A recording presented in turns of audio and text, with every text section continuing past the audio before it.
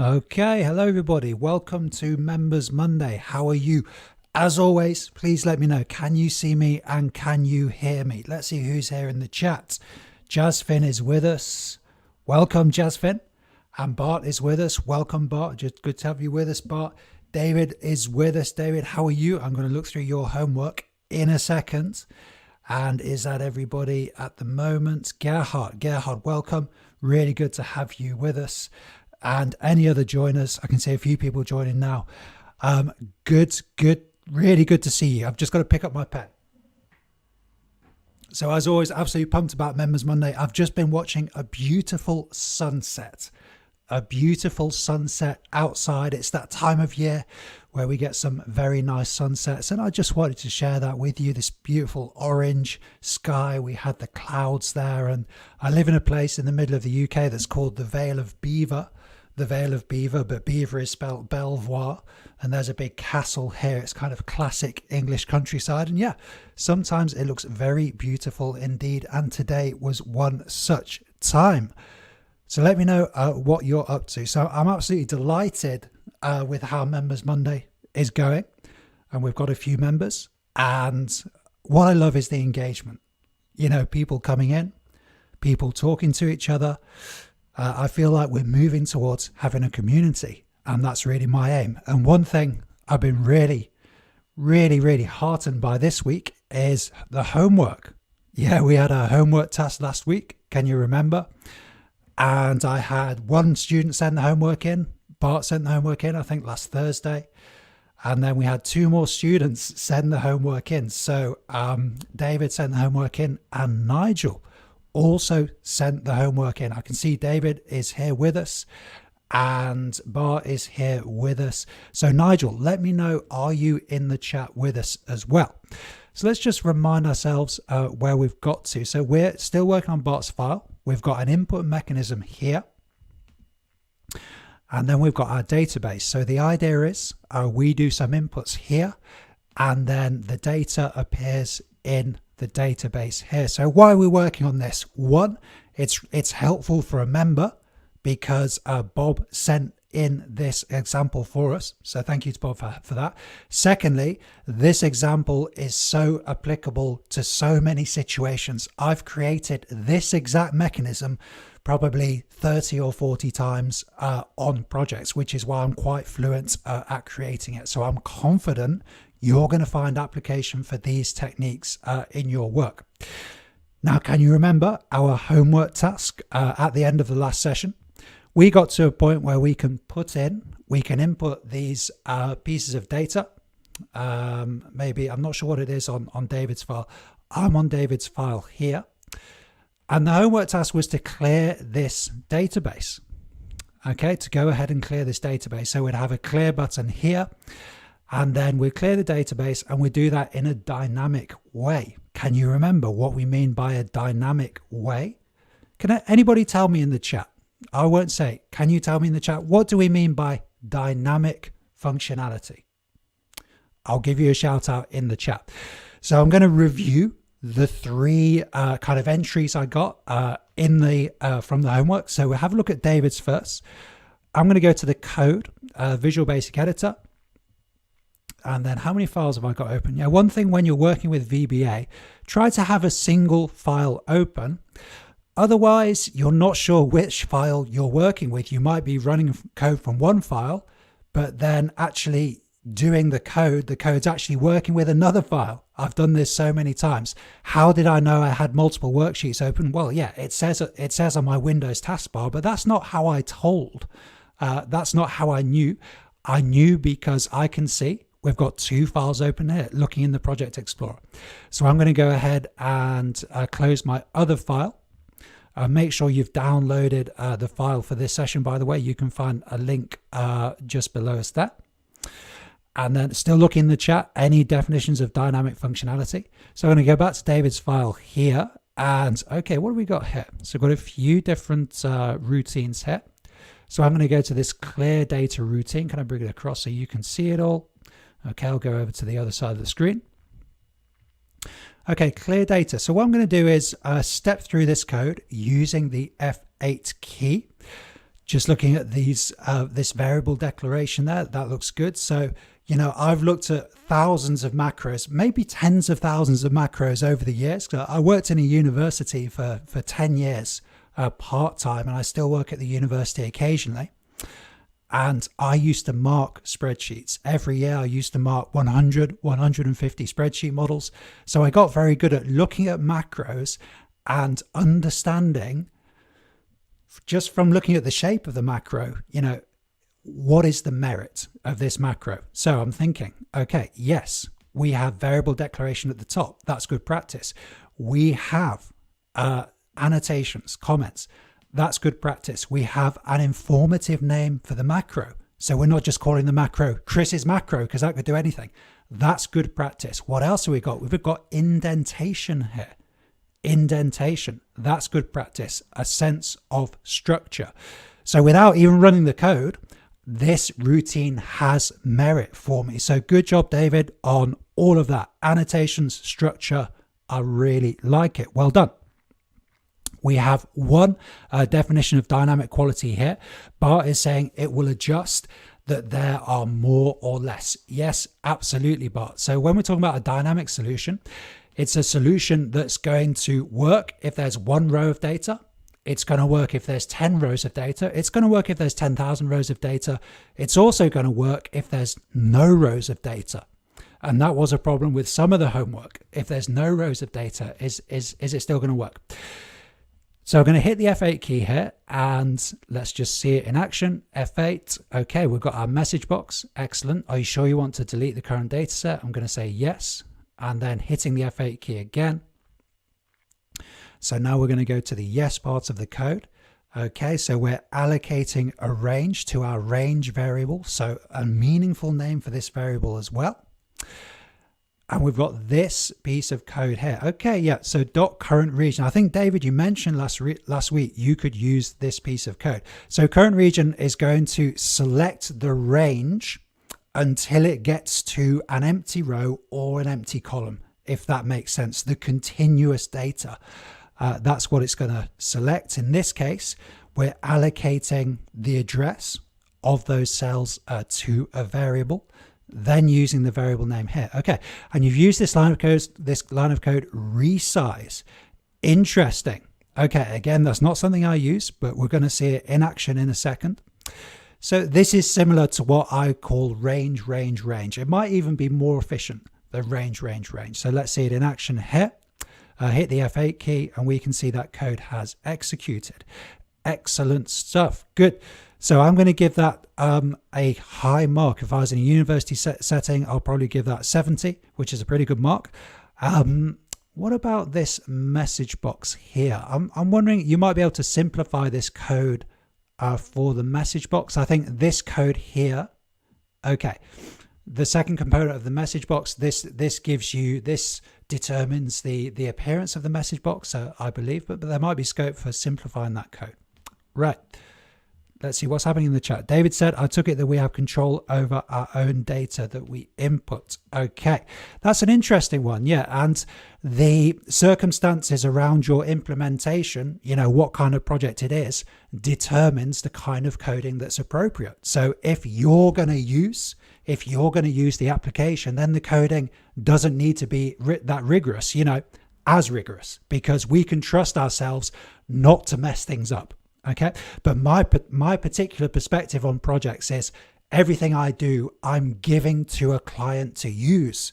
So I'm always assuming the worst behavior, if you like, on the part of the customer. So I'm creating files that are going to work in all circumstances. Now I'm wondering, David, is your macro still going to work if we have no data? So David is going to say to me, yeah, but nobody would do that.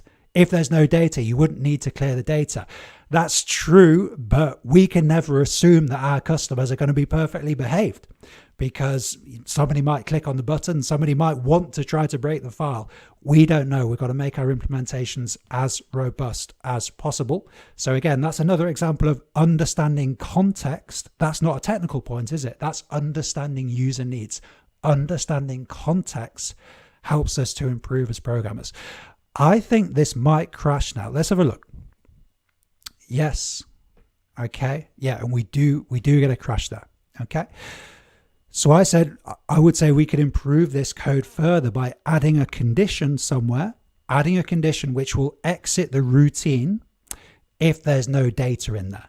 Yeah, and maybe you could improve that for next week. So a specific homework task for you, David, can you improve your routine so that if there's no data in there, just exit the routine? That means we avoid that error. We want to avoid the error as far as we can. Let's see what David is saying. The best way to handle that is to deactivate the button if there's no data in the region. That's possible. That's possible. In my view, that's not the best way. In my view, the best way to handle it is to put a conditional statement in here. The logic of the conditional statement is there a value in E6? Is there a value in the first cell in the database? If there's not a value in the first cell in the database, we're just going to exit the sub. Before that, tell the user, say, no data to delete. That for me is the best solution. So you're telling the user. A quick point there, an important point. We've already mentioned how important it is to not have empty cells in your data. Not have empty cells. This is an example of why. If we had an empty cell, say we had text in the other cell, so an entry here, an entry's across here, for some reason we've missed that cell, and our logic is if there's not an entry in that cell, there's no data in the database, you can see that might cause a problem. Okay, so we've got to make sure no data. You can type whatever you like. You can do the programming to make this text appear as you like, but make sure there's some text in the cell because the code depends on that. Good. So great job that, David. Really like that. And I hope you got some feedback from me there, some useful feedback. Right. Let's have a look at Bart's homework then. And let me know, guys. Okay. David says, okay, got that. I did not check for that. Okay. That's fine. Let me know, what do you want to do in today's session? I've got some ideas for things we could do, but how do you want to push this project forward? You know, today I'm happy to stay on for a bit longer maybe because I didn't do a live stream before. So let me know what you'd like to do next. So I won't say David's file. Okay, we're into Bart's file now. Okay, we've got the homework task there. Good. Right, let's see how the VBA editor is looking. Okay, here we go. So Bart's routine here. I'm just going to look in the Project Explorer. We've got the Clear Sheets module there. Interesting. Okay. So you've used Clear Sheets as the name of the module. Yeah, that helps me. That helps me to find the code. I would say don't use the name of a routine as the name of a module. Okay, this is a very minor point, but it's going to help you long-term, Bart. And I know how committed you are to your programming, which is great. So the names of the modules should be groups of routines. Yeah. So the name of this module might be database routines. You might have all the routines related to updating the database in that module. Yeah. So the name of the module should relate to a group of macros, a group of routines. Right. So we've got clear Chris data sheet. So let's do our checks. Meaningful name for the variable there. Okay. How is this working, Bart? Okay. When we say dim, we usually have to say dim x as y. For example, dim Chris cell as range. So I'm not sure what's happening here or if it's even necessary. I'm just going to put option explicit at the top here. It's also good practice to put option explicit in. And I'm not sure if your code is going to work if we have option explicit in here. What's XL going to say? Yeah. So that shows us that the variable's not defined. When we put option explicit in, we're insisting that we do the variable declaration properly. So we can see here, yeah, this is problematic then, but perhaps you got this code off the internet. Let me know. Gerhardt says search for entry in the database and update that entry. Yeah, that's one of the things I had in mind, Gerhardt. That's a good one from the input sheet. Okay, yeah, I think that's something we can look at. Good. So let's not have option explicit. Can I just comment it out? Option explicit. Yes, I can. So we hit the F8 key. And then we're going to go through the code here. Okay, do you want to clear all the data? Yes. So we've got our message box there. That's good user communication. And answer, if the answer is yes. Okay. Yeah, we've got an informative message there. Just going to go in and put an underscore in here. Okay, yes, 0 here. So I think it's best to have a I think it's best to have a 0 in here, Bart. That just gives Excel all the information it needs.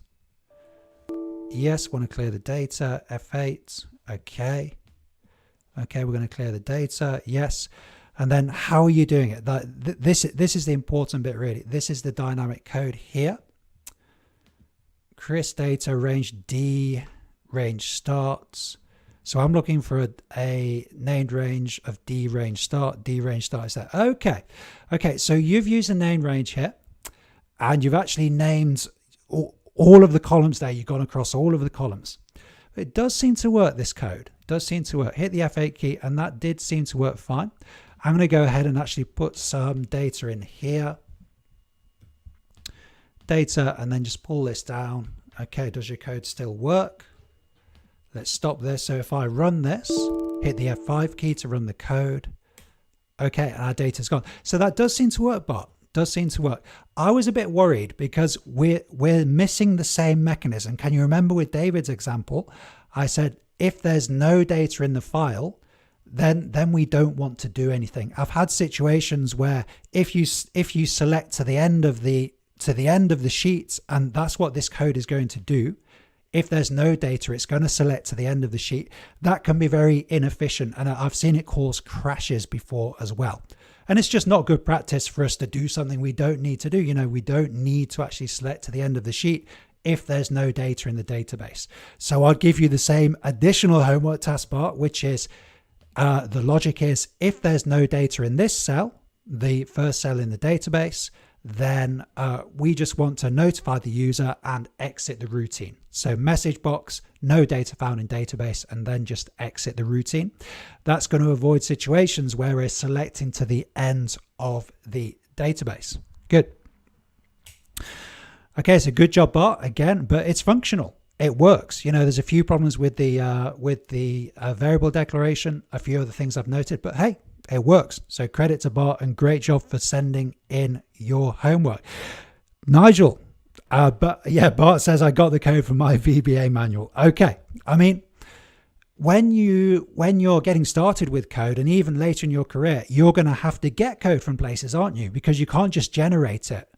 Where might you get code from? Well, you might know the code, or you might use the macro recorder to record the code. That gives us code. Or you might have to go online or go to one of my files or somewhere else to get the code. The fact it's online, I just want you to bear this in mind. The fact it's online does not mean it's good. Okay, the fact the code is online does not mean it's good. So I'm okay with you taking code from online sources as long as you acknowledge the sources where appropriate.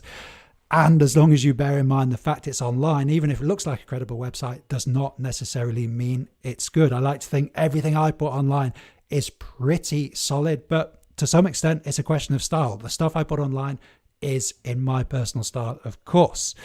Bart says it's funny that I got the code from someone that put it in a book. Yes.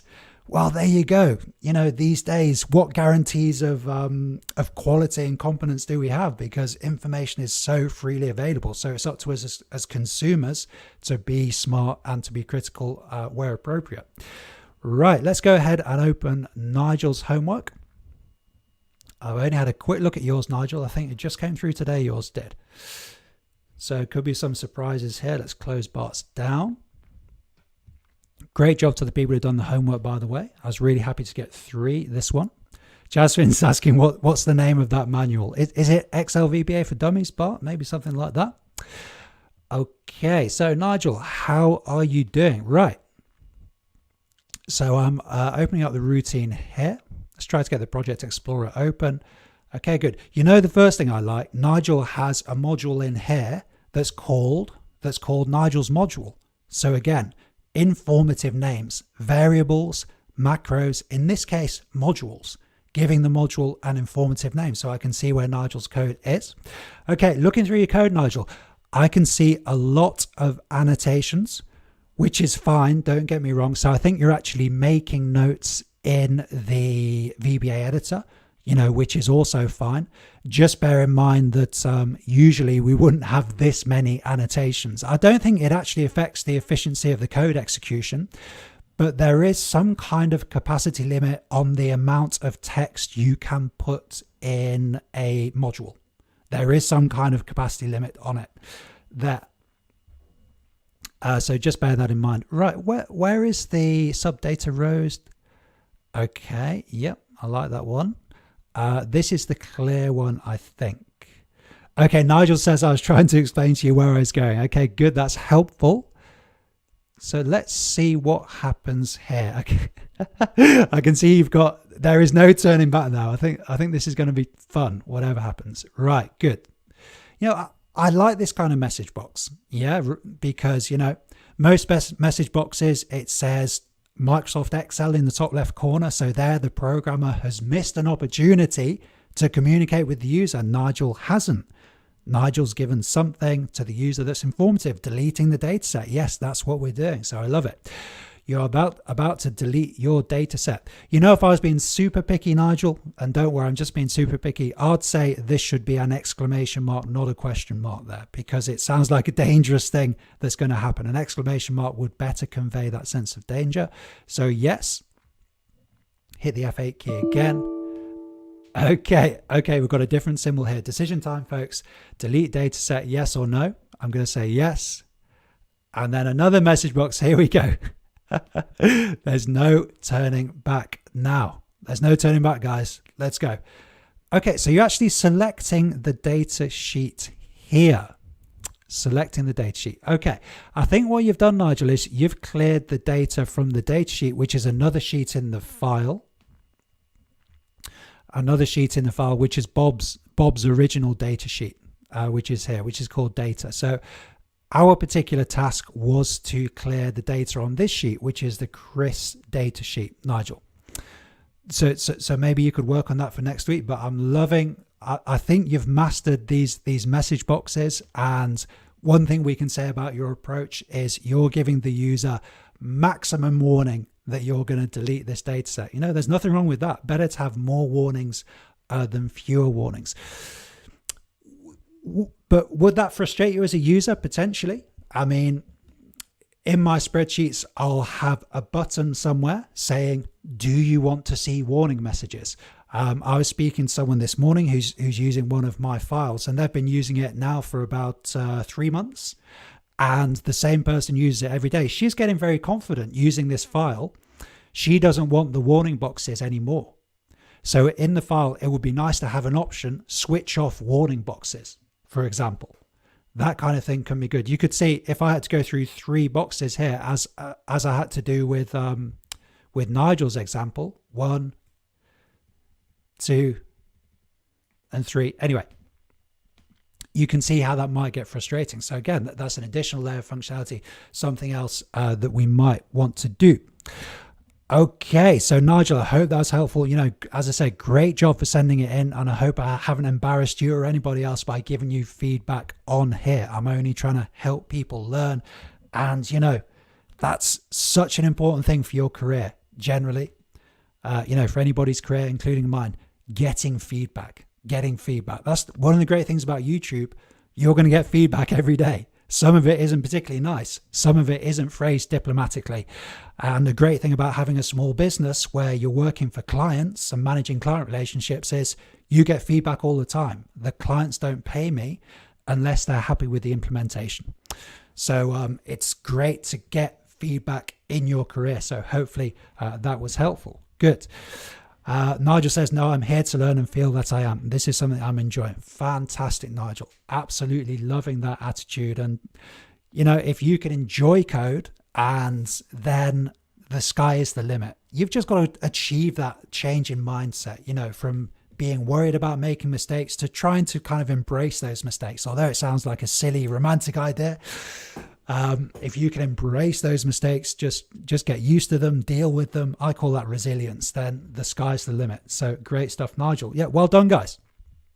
Okay, good. So I've had one suggestion for something that we might look at. I'm going to go ahead and open the main file now. Where are we? Members Monday 10, and then MM10 start. So we had some good ideas for stuff we might do. And one thing was, I won't save that, Nigel. One thing was, let's go back to the computer screen here. Yeah, one thing was how to locate an entry within the database. Okay, so it looks a bit silly at the moment because we've got the same entry repeated, but we've got Luna here. Then let's have Nigel, and then let's have Gerhardt and Jasvin and Bart. This is something, again, like we're working through. I'm very familiar with this development path. That's what I'm saying to you. You know, we wouldn't do something in Members Monday that was only useful to one member or that was kind of obscure, you know, technically interesting but obscure. We wouldn't do that in Members Monday. This mechanism I've designed, you know, multiple times in my career, and you go through the same path each time. So you build an input mechanism. We've got our input mechanism here. Then you build a database. We've got our database here. And then you build a mechanism to get the data from the input mechanism into the database. And then you build a mechanism to clear the database. And then one of the things you might do is, what do you think? What do you think is coming next? You build a mechanism to locate an existing entry and recall an existing entry. How about that? Recall an existing entry. Because eventually, as the file evolves, this is not just going to be for data input, this sheet. I'm on the enter receipt sheet now. Remember, you can download this file. The link is in the video description below. Go ahead and download it. So originally, yep, this was just for inputs, but this will become an interface for interacting with the data. So that means inputting the data, but also editing the data. Yeah, editing an entry.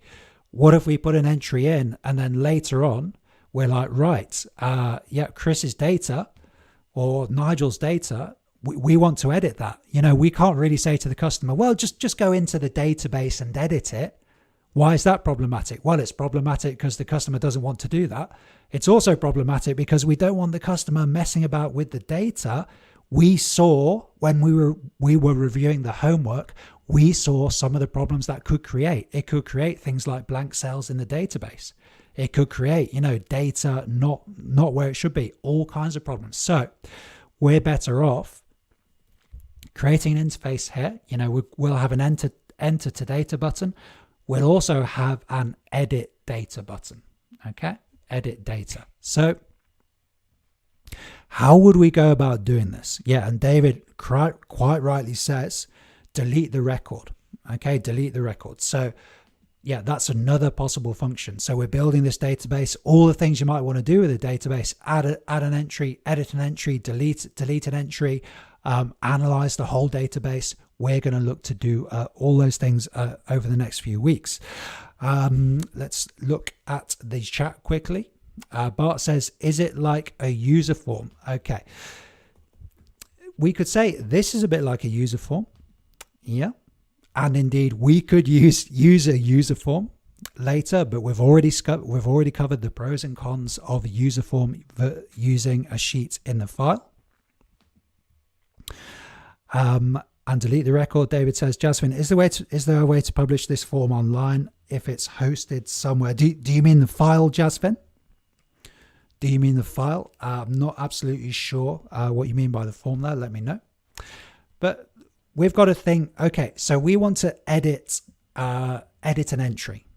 Okay, that's a difficult job. And on Members Monday, you know, we're always working through difficult tasks. So we have a difficult VBA task. My question to you is, what are we going to do? What are we going to do? We have a difficult VBA task. Jasmine says, yes, the inputs. Okay, the inputs. Could it be a form online? That may be possible, but it's kind of out of scope for us. You know, it's not an area of interest for Members Monday. We're going to stick to Excel VBA. It's not easily done with Excel VBA, but you can, with some other programming knowledge, you can create an online form and have it input data to an Excel database. Though I think in that situation, you're more likely to use, yeah, I think, Jasmine, that's what you're saying. You're more likely to use some kind of online database, SQL or something like that. Gerhard says first clear entries on the input sheet. Yes, it'll be good for us to be able to do that. Maybe we should do that first. No, let's not actually. Make a lookup list, Bart says. Okay. Yep, these are all reasonable ideas. My question is more, if we take a step back and think about how we're approaching tasks. Okay, so I'm asking you to do some metacognition. Oh, what does that mean? Oh no, it's a long word. Oh no. I love metacognition. And my brother, who's, well, he's much cleverer than me, and he's a university lecturer. He's always talking about students need to learn how to do metacognition. What on earth does that mean, metacognition? Okay, so metacognition is thinking about how you're thinking. Thinking about how you're thinking. And if you can get good at metacognition, well, you can make big improvements just by being aware of how you're doing a task. So when I'm saying how should we approach this task, my question wasn't so much in a technical sense, you know, we need this mechanism, a lookup, a match formula, whatever it might be. How do we do it looking on the meta level? Okay, think about metacognition on the meta level. What are the processes we should go through in a general sense when we're doing a difficult VBA task? And I'm really sorry, this sounds like I'm just waffling and going on, but it's such an important point, this. And we've got some more good ideas going through in the chat. But what I'm trying to get to is we need to conceptualize. Okay, we need to conceptualize and plan. Ideally. So I'm not going through the VBA editor.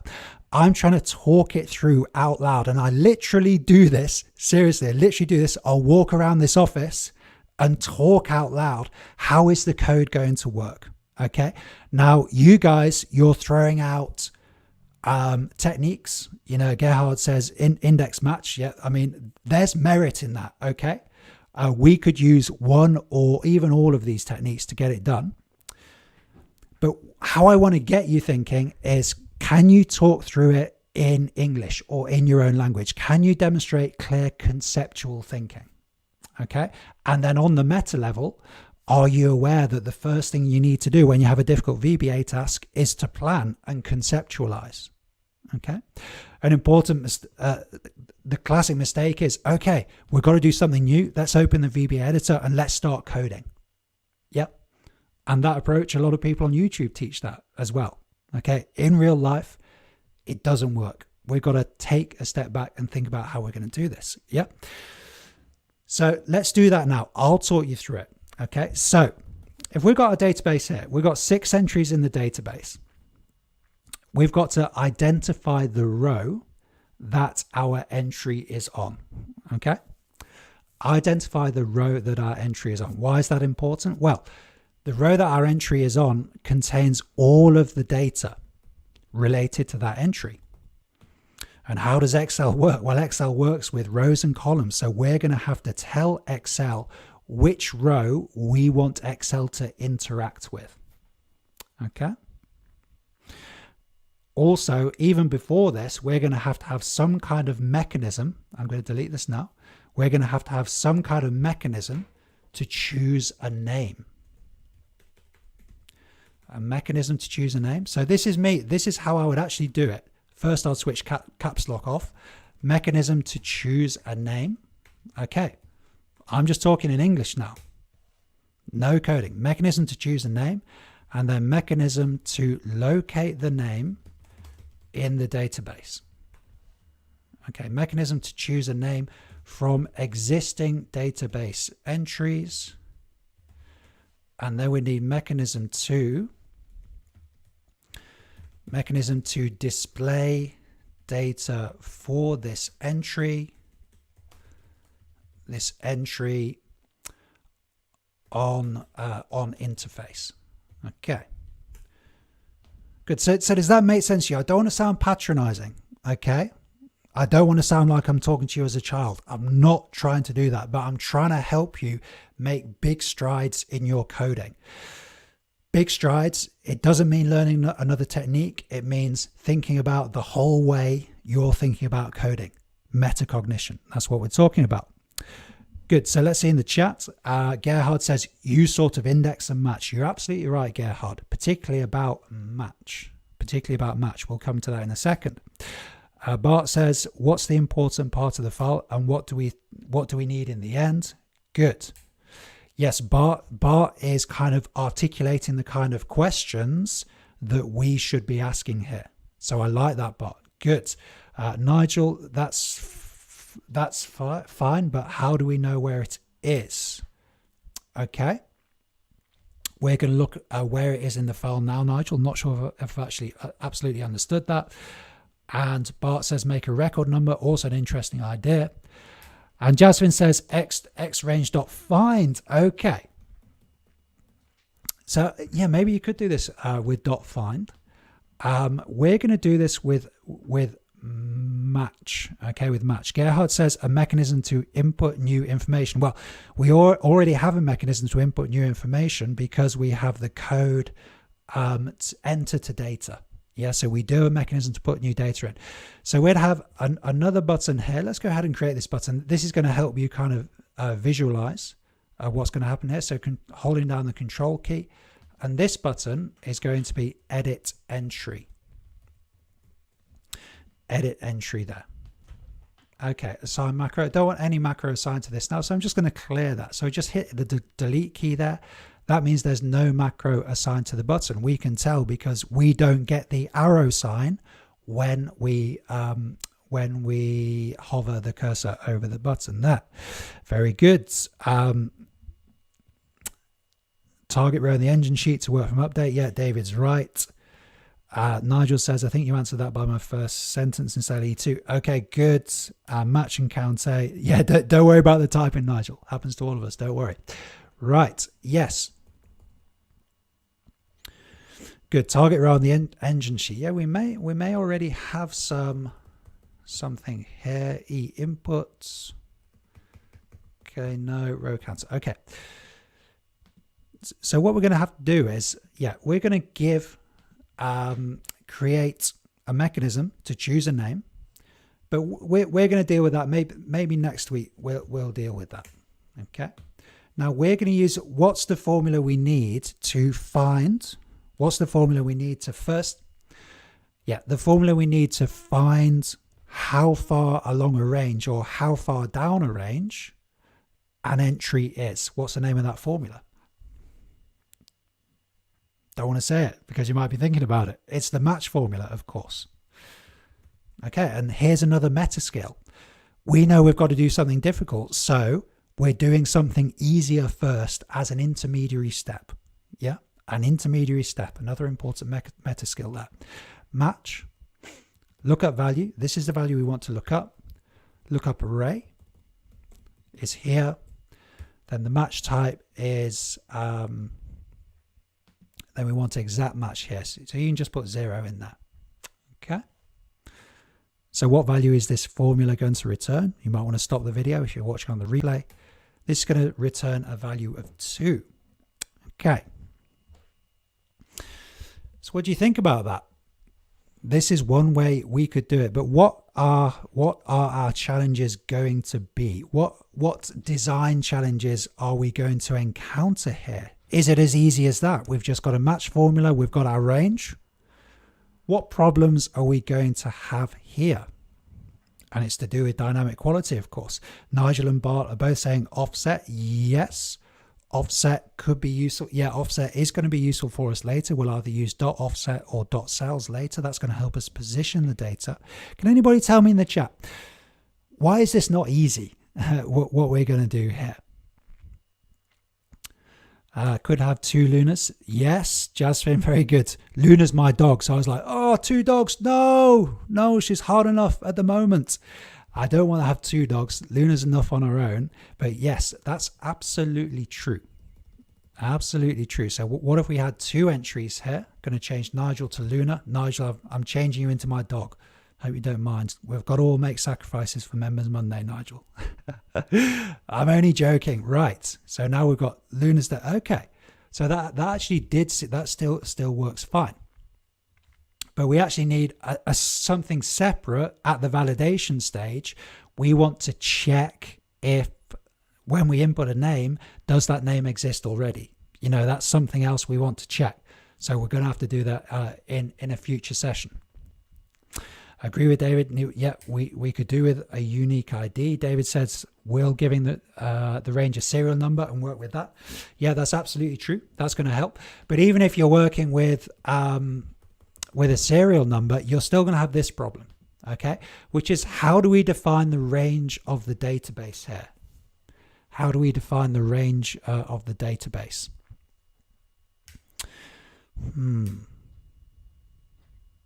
Just thinking how to do this. Nigel said we've all been a dog's body at some point. Absolutely, Nigel, I know. Bart says need to combine two columns that will not be the same. Yeah, okay. Yeah, this is all good stuff. But let's suppose we don't know the size of this database. Okay. We want to build a match formula. A match formula, we need a range. We don't know how much data is going to be in this database. Yeah. Could be zero data. Yeah, it could be 1,000, could be 10,000 rows. Okay. Now, previously on Members Monday, I'm pretty sure anyway, we've demonstrated Application.WorksheetFunction.match. I'm pretty sure we have. Okay. If we haven't, let me know. But we could do that in VBA. And let's just go ahead and demonstrate that quickly. Okay, let's have a new routine here. Okay, and let's say sub-edit entry. Okay, the first thing we want to do here is locate row of entry. Okay. So let's have, okay, we're going to have a variable to store the data that relates to the name that we're searching for. We're going to have a variable to store the name that we're searching for. Target name equals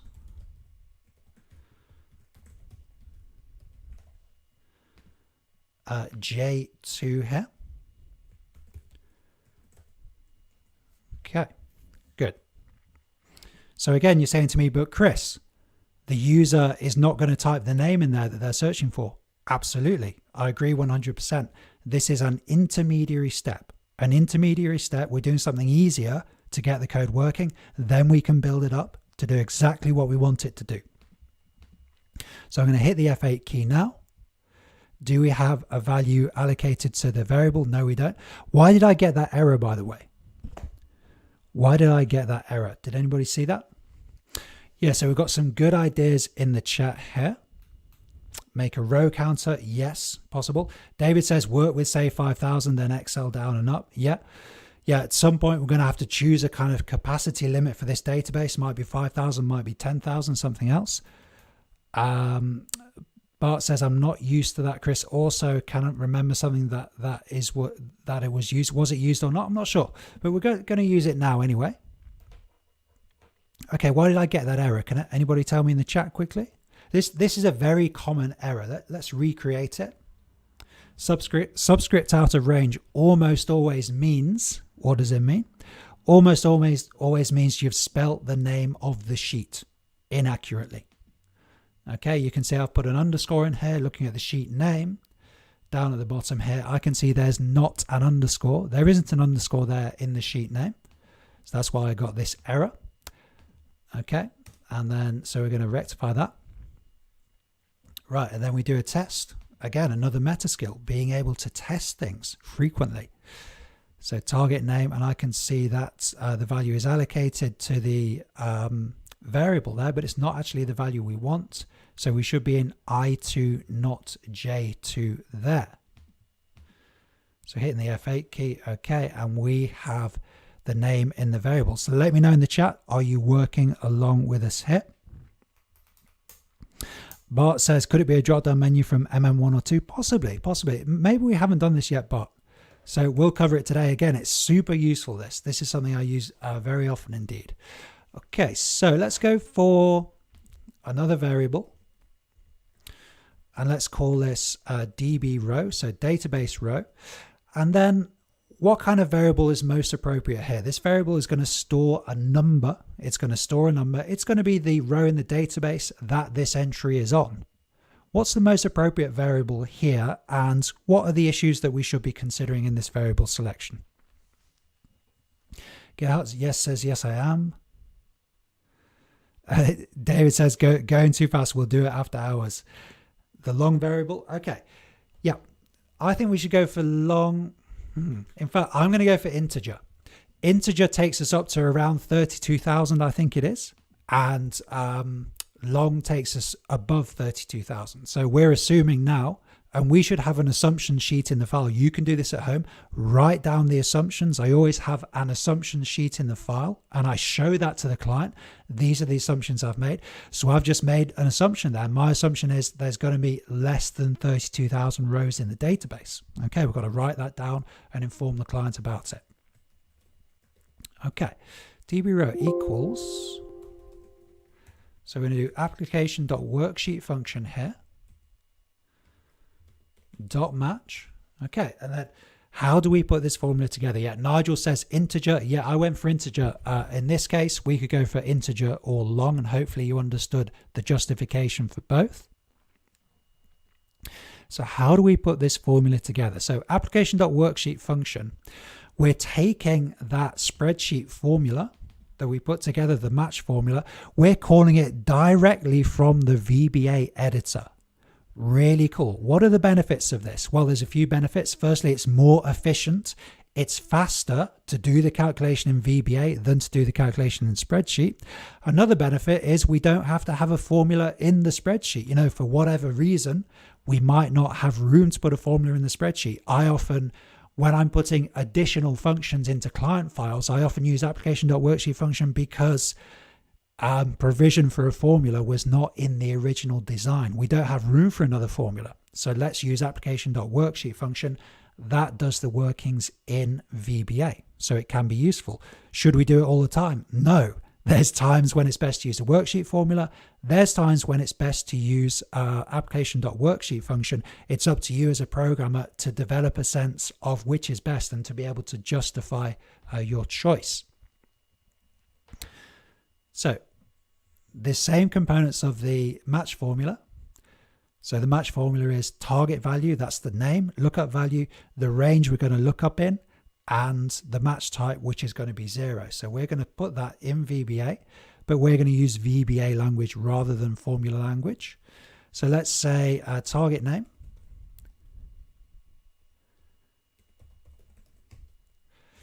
And then the range.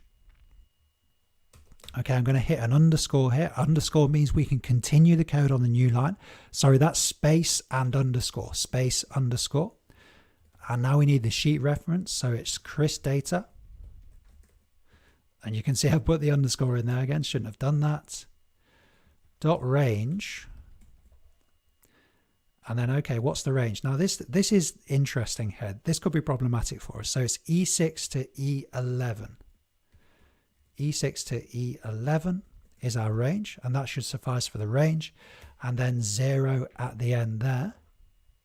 Then how many brackets do we need? I think one bracket does the job. One bracket seems to do the job. Okay, so make sure you're working along at home. Let me know in the chat if you're working along. Thank you to Bart, who says, yes, I understand. Yeah, it really helps me in the chat if you can just say that you're understanding, you're following along. That helps me. I think often when it goes quiet in the chat, I think people are typing on the laptops. At least I hope that's what they're doing. Good, so what's going to happen now? Let's do some testing. What's a good way to test a variable? We've got a variable here. We want to test the value in the variable. What's a good way to do that? Okay, I'm going to hit the F8 key now. Control S, save the file. I'm going to hit the F5 key now. Now, what value is going to appear here? Has it all come together in your head? Don't worry if it hasn't. We're going to keep working through, and we've got a value of 2 there. Why are we getting a value of 2? Can you kind of explain that out loud? Why are we getting a value of 2 there? Let's go ahead. And in fact, I'm going to allocate this routine we've just created. Going to right right click on the button we created, hit assign macro and go to edit entry. Okay, now can we run the macro from the button and will it still work? Let's try it. Left click, edit entry, and it still works too. That's a good illustration of why it's important to be explicit about the sheet references. You can see here, some people might have just said range E6 to E11. I put the sheet reference in there. Why is that important? That's important because we can't guarantee which sheet we're going to be on. If we just say range without the sheet reference, Excel's going to use the active sheet. Assume we mean the active sheet. In this case, we've got a multi-sheet application. We need to be aware of that. We want our code to run regardless of what the active sheet is. Okay, edit entry. There we go. Jasmine says following, thank you. David says copy, thank you, David. Gerhard says that helps me, excellent stuff. Nigel says I'm following but unable to work on today. No problem, Nigel. Remember, everything's on the replay in the members area. You can follow along at your own leisure. I was really happy. I looked back at Members Monday 1 and 2. I think they've got like 30 views now, which shows that, you know, they've been viewed 30 times. So those views will build up over time. You can always go back to the replays and leave a comment there. I'll pick that up and leave a comment for you there as well. So we can have a discussion about the video in the comments. Nigel says it is the return from match and the rows behind the headers. Almost, Nigel, almost. It's returning match. So it's telling us how far down this range is this entry. Okay, let's change it to Nigel, run the code again. F5, we can see we've now got a value of 3. Let's put Bart in there. Okay, and we've now got a value of 6. So can you see how this mechanism is working? Can you see how this mechanism is working? And what are our challenges going to be? What are some of our challenges going to be here? Particularly, we want to talk about this range here. What's happened? Okay. 6, there we go. Yeah, we want to talk about this range here. How are we going to manage this? Because this range, we don't know how many entries are in there. What are some of the difficult approaches? Nigel says, what would happen if there were more than one of the same names? Good question. Maybe we'll deal with that. And what will happen if there's no value and the user presses enter, an error? Good. So Bart has answered my question there. Bart says, make it a dynamic range. Yeah. So this, we're going to make a dynamic range. How do we do a dynamic range? Well, we did a dynamic range here. This is an example of a dynamic range. And in previous Members Monday, this is a dynamic range here. In previous Members Mondays, we've done dynamic ranges. Okay. So maybe we'll have that as a homework task. Don't worry. We're still going to continue. We're going to go a bit longer. Homework. Okay. Make match formula. Make application.WorksheetFunction .match. Okay. Just where can I put this? See, we've run out of room here. Let me put this here. Homework. Okay. Make application.WorksheetFunction.match dynamic. That's a tough one. You know, guys, this is top level programming, really top level programming. If you can get a dynamic mechanism in there, you've got a super powerful application, but you've got to earn it. We've got to earn it. It's tough making these functions work. You know, I'd have to think very carefully about how to do that. We're talking about this range here. How would we make that dynamic? Jasmine says homework tab. You know what? Shall we go ahead and do that now? Going to put a homework tab into this file. Okay, so the plus sign down here. And have we got a new sheet? We've got a new sheet here. Alt-OHR, homework, Control V here. And then let's say today's date, 3rd of March, 2020. And we don't need to say homework now because it says homework. Good. Okay, there it is on the tab. So I'll try to remember to put this file online after the stream. If I don't remember to do that, shoot me a message and I'll put it online for you. Okay, so let's do that as homework. So we had a few good ideas, some interesting stuff to look at. And MM10, that's very good, Jasfin. Liking that. Control V, MM10. Excellent. Good. See, I need an assistant here, Jasfin. I need someone next to me to keep me on point here. Excellent. Thank you. Great idea, that. Good. So nice homework task. Good, Bart. What would happen if there was more than one of the same names? Very good questions. I think we'll deal with that now. So this is like a validation mechanism. Okay. So does the entry exist? Like what happens? Somebody made this point. Yeah, David made this point. So if we've got nothing in this cell, what's going to happen now? Hit the F5 key. You can see we've got an error there. We want to avoid errors at all costs. My assumption is always we're working at professional level. Okay. So that means we want no errors in the application. We're going to give this file to a novice Excel user who doesn't want to see errors. Okay. This is always my perspective. And it should be yours really if you want to really develop those professional skills. So that's problematic if there's nothing there. Now, if there's two entries in the database, what's going to happen? We've already demonstrated this with the two lunars. What's going to happen here? Then, now this should work fine. That picks up the first entry. Okay, so Excel counts down the range until it gets to an entry. If it finds the required entry, it's going to stop. I'll also say about this one, we'd avoid having double entries in the database at the validation stage. So prevention is better than cure, and we'll put that on the future tasks sheet. Okay, homework here. Then we're going to have future development ideas here. Ideas. Okay, let's put the date in here. Control C and Control V. Okay, Alt H O I. Okay, Control B, Control U, Control B, Control U, and let's have validates entry already in database. Okay, so we've got the homework tasks over here, but if you want to go to the top of the class, you might want to have a look at the future development.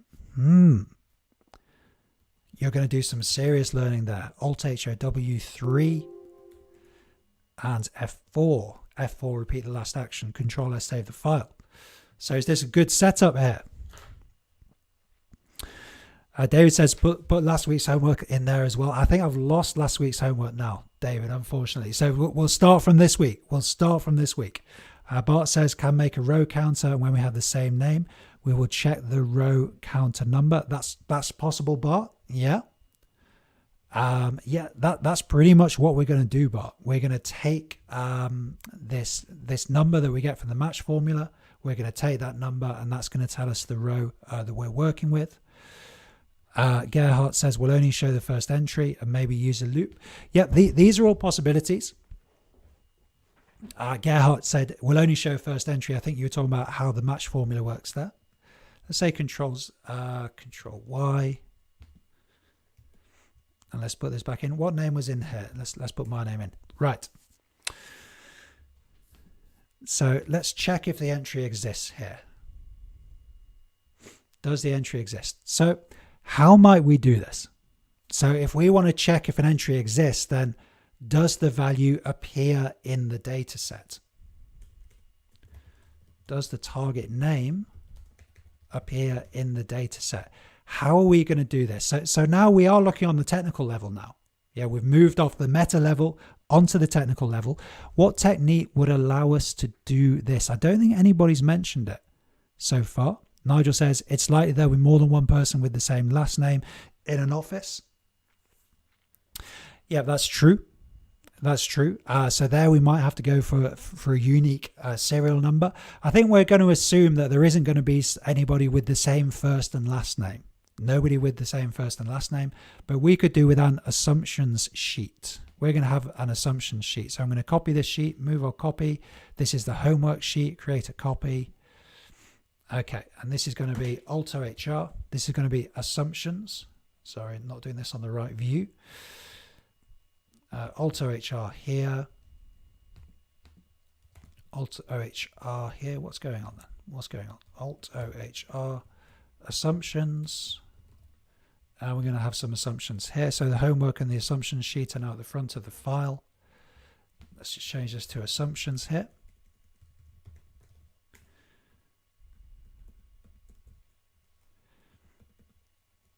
Okay. Now I don't think haven't assumed anything yet today, but we're going to start writing these assumptions down just because it's good practice to write assumptions down and to kind of present them to the client so the client knows exactly what the strengths and weaknesses of the application are. Okay, what's the formula here? Gerhard says if. Okay, yeah, we could loop through these entries looking for the value in I2. We could do that. That would work, and I've used that mechanism before. If else could also work. Yeah, David's right. I think combine the name and the surname and check that. That's what we'll look at. Maybe next week we'll look at that validation mechanism. Nigel says integer in lieu of long, i.e. restricted to 30,000. Yep, that's not a problem yet, Nigel. But what if we wanted to use Application.WorksheetFunction again? Use Application.WorksheetFunction. So we're going to need a formula to help us here. And remember, our logic is, does the value appear in the range? Or even, how many times does the value appear in the range? Sorry, Nigel, the assumption. Let's write that in. Assumption, date.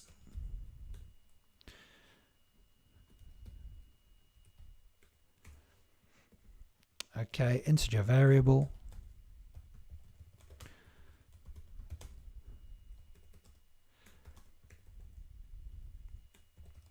Approx entries. There we go. Good. So what about this formula here? What about this formula? Shall I go ahead and put this in? Back to the Chris data sheet. Okay, so let's try this. Worksheet function. So what's coming now? Anybody got it in the chat? Worksheet function, careful. Count if. Okay, so count if. In fact, I'm going to put the count if formula in here. So let's say it appears in data. Okay. So again, a good way to kind of access this Application.Worksheet function is to create the formula in the spreadsheet first. Okay, so let's have COUNTIF here. So the range is here. And the criteria is here. So just try putting that formula in yourself. I'll leave it on the screen for a second. Try putting that formula in. That's going to return a value of 0 at the moment. That's because, yeah, that's because this should be I2, of course. So I'm just going to move that across, click and hold, move it across. We've got a value of 1 here. So if I put another Luna in there, we have 2 Lunas. Now we have 2. And if there's nothing in there, if Luna doesn't appear at all, then you can see we get a value of 0 here. So you can see how that logic's working. If we use COUNTIF, we can say if COUNTIF returns a value of 0, there's a problem. So let's see if we can do that. Application.WorksheetFunction.COUNTIF. So target name.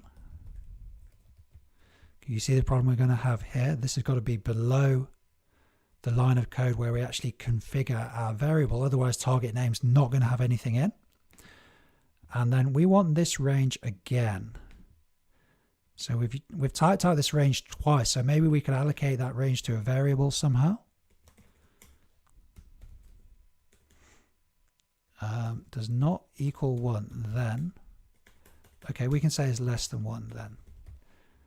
I've accidentally put a breakpoint in here. Okay.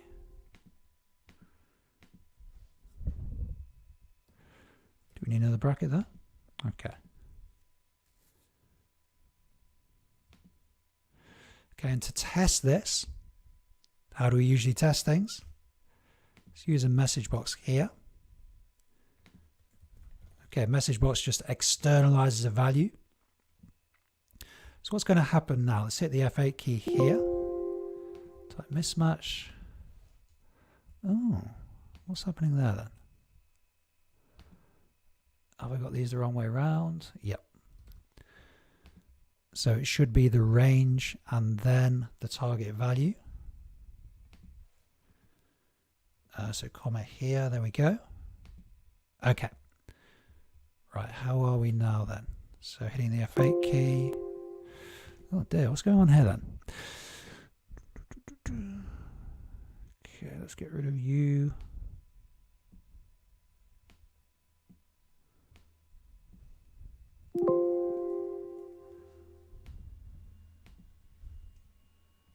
Count if. Spelling looks okay.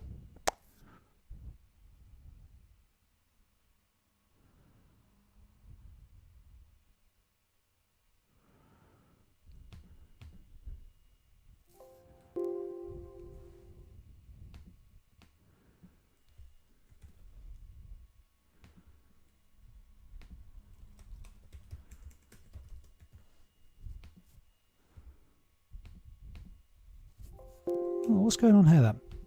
Is this a spelling thing? Feels like it must be a spelling thing. Let's bring this down a bit.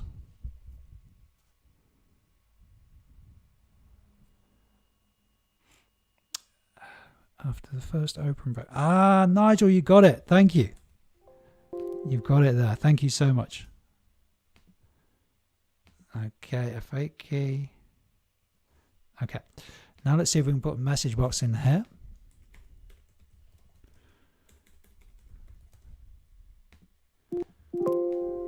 Okay, right. So have we finally got there? I don't need end if now. See what happens here in the F8 key. Okay, got a value of 1 popping up there. So if we put something that's not in the data, I'm just going to delete this now. Okay, what's going to happen now? Should have a 0 flashing up. Well, do we get an error? Let's see. Okay, we've got 0 flashing up there. So we can say if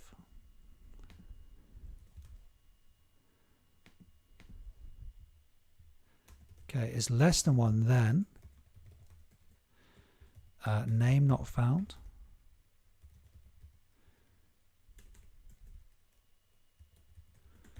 Check. There we go. Exit sub.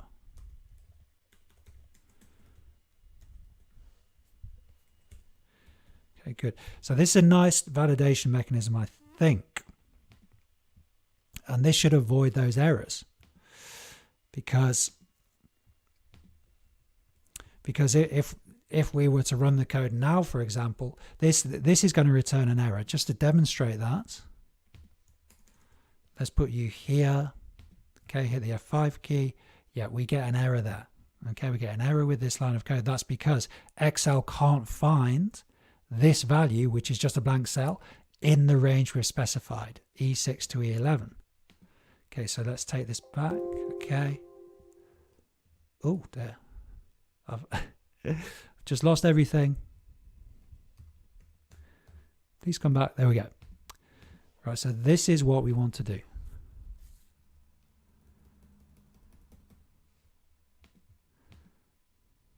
Looks okay, right. So if nothing is in there,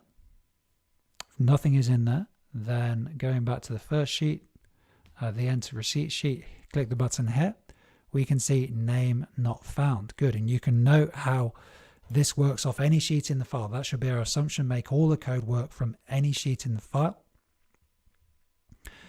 If we have an entry that is in there, go back to the enter receipt sheet, edit entry, and we can see we have a value of 2 there. That's because Luna is the second entry in the file. Let's prove this by putting Bart in there. We can see our match formula has updated, And all VBA is doing is the same thing. It's just doing it in VBA. It's doing what the match formula would do in the spreadsheet in VBA. Let's hit edit entry again. We've got a value of 6 there. Okay. Good. So I think that's as far as we'll go today. So I know it seems like slow progress. It does seem like slow progress on this file.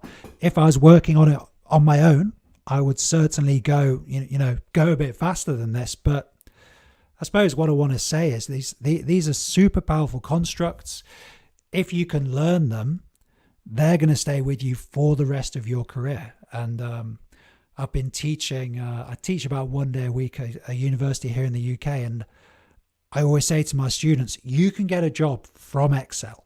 You can get a job just from Excel VBA. And one of my students came up to me, one of my old students came up to me a couple of weeks ago, and he said, I got a job just using Excel VBA. There you go. It's super powerful. So this stuff is powerful enough to make you employable as a programmer, so it should be difficult to implement. It should take practice. It should take time. Okay. That's what I'm saying. Let me know if there's any final questions. And next week we'll look at maybe getting data from the database into our interface onto this sheet. We'll look at doing that. And then we've now got our assumption sheet and we've got our task sheet. Okay, so maybe validating an entry. We'll possibly look at that next week. Okay, then remember you've got your homework as well.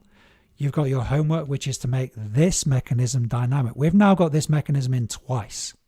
Yeah. At the moment, we have hard-coded references in this file.